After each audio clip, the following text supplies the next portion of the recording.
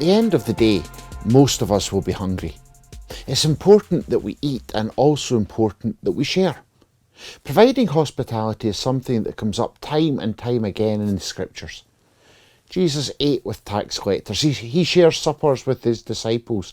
He had his feet washed as a guest in the house of a friend. And in the early days, the story of God's people, when the people were wandering in the desert for 40 years after escaping slavery, God provided them with manna from heaven, something to eat in their darkest days. Now, when over 5,000 people, and remember that was only the men and didn't include the women and children, when over 5,000 people gathered to listen to Jesus, the time marched on and hunger set in.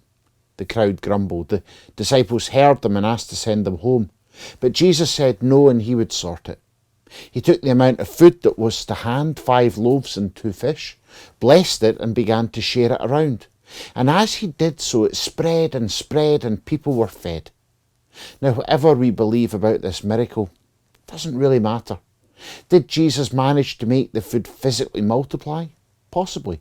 Did Jesus' action of sharing around what was to hand inspire others to do likewise?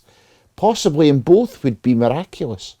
Whatever happened that day meant that Jesus showed compassion to the crowd in feeding them and demonstrated the presence of God's kingdom by providing food for people, just as the Israelites believed that God provided for them with that manna.